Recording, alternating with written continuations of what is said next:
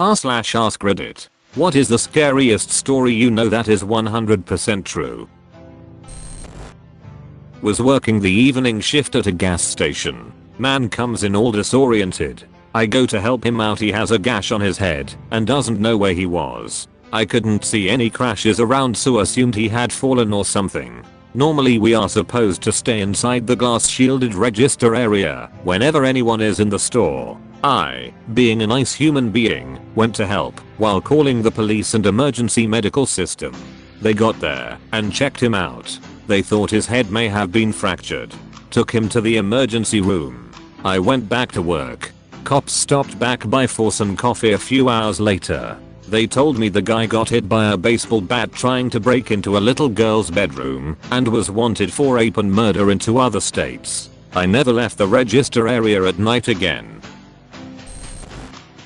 One of my friends had someone following her home, hiding in the bushes so they couldn't be seen. She booked it to her house, got inside, and he was watching the house from the outside. She called the cops. They come along quietly and got the jump on him. He had condoms, handcuffs, and a knife. When they got his DNA, it turned out that he was linked to a half-dozen rapes in the area. She credits her regimen of running sprints to outrunning him that night and firmly believes she would have been raped if she couldn't outrun him then. My dad and some friends got drunk and went for a drive on some back roads and were going as fast as the truck would go as teenagers. My dad was slightly less drunk than the others and eventually demanded they let him get out. They pulled over and he and one other girl got out. He and the girl started walking to town while the other 3 sped off in the opposite direction. Well, less than a mile up the road from where they got out is an extremely sharp turn, which they missed and hit a tree going pretty close to triple digits miles per hour. 2 of them died on impact, and the only reason the 3rd survived is because they crashed in front of a house that 2 doctors lived in. The survivor was paralyzed and lost his leg and part of his arm and was in the hospital for 8 months before dying. This was in the back 60s, so medical care wasn't what it is today. When I first got my permit, my dad took me to that corner to explain the importance of safe driving. It gave me goosebumps about how close he was to being in the truck. He said that the dad of the driver got what remained of the truck to be hung up in the center of town for months after, to be a warning to all. Nutty Putty Cave in Utah was sealed up in 2009 after John Jones was trapped upside down in a small crevice while spelunking. When rescue teams finally arrived, he had been upside down for so long that his legs were drained of blood. The only possible way to have gotten him out was to break his legs, which would have sent him into fatal shock. He died after being trapped for 28 hours. His body's still in the cave. I had an upstairs neighbor die and lay directly above me for 6 months. It wasn't until summer that a smell began. All I had was an overwhelming sense of sadness. I think she killed herself on New Year while we were having a party, and it still gets me. I planted a rose for her, but I didn't even know her name. Happened to me. Have posted about it before. I was around 11 years old and I woke up in the middle of the night to a man straddled on top of me with his hand over my mouth and nose. He told me to roll over and not scream. I rolled onto the floor and tried to scream bloody murder. I say tried, cause when you are truly terrified it can take a second to find your voice. My mom heard me screaming and came in and fought with the guy. He was at least 6 feet, she was 5 feet 3 inches, and scared him enough with the fighting and screaming that he took off out the window he had come in through. Never did catch him. I worked for U-Haul when I was 18, and it was located in front of a club that was known for being really sketchy. I came in to open one morning, and it was common for people to knock on the door hoping to get in early and get their truck. On this day, I hear frantic knocking on the door. I'm there alone still, so it kind of startled me. I look and there's a woman, completely naked, covered in what looks like blood. I called the cops and grabbed one of the moving blankets and went outside to cover her up. She smelled really bad and was a mess. Ended up being blood and her own shit she was covered in. Found out later she was drugged at the club that night and early morning raped and left, blacked out in the alley. It was just a fucked up and surreal situation to be involved in. I was in a crappy motel. The room had bed bugs. I was too exhausted to go to the front desk. I just needed to make it until the morning. I slept in the tub. Hours later I hear someone breaking through the window. I had a big knife with me and ran out into the room to find a man halfway through my window. We stared for a while at each other in shock. I think we both were scared. Then he says, "Is this your room?" I'm like, "Yes, this is my room, man." More staring. Then he slowly starts backing out while cursing me for leaving my window unlocked and not expecting him to break in. Motel on What RV, Sacramento. Old janitor from high school, friendly Ecuadorian man who went biping.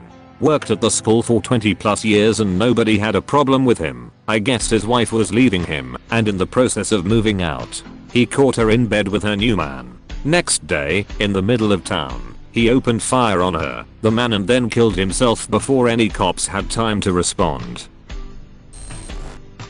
I work at a maximum security prison and we have several inmates who are severely mentally ill. The ones that self-harm wear a Fitbit kind of thing to monitor heart rate. If there is a change we rush their room to stop whatever is happening. On top of this we also do visual inspections. On one round a coworker was doing cell checks and noticed this particular inmate had blood on their face but nothing came up on the monitors or anything. So he called to the inmates to ask if they were okay. The inmate had their eyes closed and just kept repeating, "It doesn't hurt." The inmate would not answer where the blood was from. We opened the cell to see what the situation was, and it turns out the inmate had plucked out both of their eyes and they were laying on the floor. The inmate's heart rate monitor never alerted and the inmate never screamed. Paramedics said the inmate's vitals were normal and the inmate was fully responsive. A family friend was cleaning her bus before the bus run. She had 2 small kids who were strapped into car seats in the bus. She swept the floor and was standing outside the bus leaning in, using a dustbin and brush to collect the dirt she had swept up. The auto doors on the bus kicked in and closed on her neck. She suffocated while her 2 young children looked on, unable to do anything because they couldn't undo their car seat buckles. When my aunt was about 16 she was working at a grocery store and had a boss in his mid-20s. One day he called the house and was begging her to sneak out and hang out with him. She was considering it because it was her boss and she didn't want to say no. My mom, who is 2 years younger than her, always gets these incredibly spot on gut feelings. She had one that night and begged my aunt not to go out with him. Thankfully she listened to my mom and told him no, which made him really angry. He ended up going out that night and meeting another girl. He took her out to some cliffs and raped her and pushed her off. Somehow she lived through this and was able to get him sent to prison. I feel so sorry for that girl and so thankful for my mom and her gut feelings. Always trust your gut.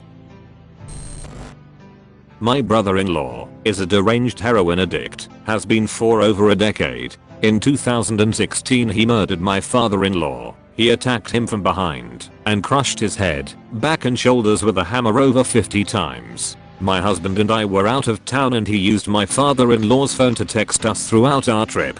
He lived with my father-in-law's dead decomposing body for over 5 days and proceeded to steal his father's belongings and pawn them, drain his bank accounts, and stole his car. When we got home he fled and sent my husband a text from his dad's phone saying he wasn't feeling well and was in the bathroom. That's when my husband found the body.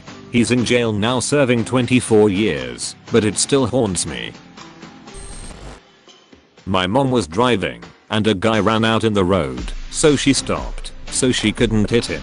It was nighttime, so it was pretty dark out, and 3 other men emerged from the forest around, all trying to use the door handles of her car to get in. She locked them luckily and gassed it to the nearest town. Remember to always lock your car after you start it, because if it wasn't unlocked who knows what would have happened to her. Once, a friend of a friend was on a Tinder date. She came back home with the guy. They ended up talking for long, and since they had a great time together, the girl let the guy crash at her living room pull-out bed downstairs while she went off to sleep in her bedroom upstairs. After about 10 to 15 minutes, the guy came up to her bedroom, knocked, made a lot of noise, and told her he was very hungry. The friend tried to find something for him in the kitchen, but whatever she suggested he said no, and was adamant that she go out with him. She got irritated as she didn't know the guy that well, and he was suddenly acting very weird. Just to get him off her back, she agreed to go out. When they finally stepped out in the street, the guy told her that he saw someone hiding behind the curtains in the living room. He wanted her out to make sure they both were safe.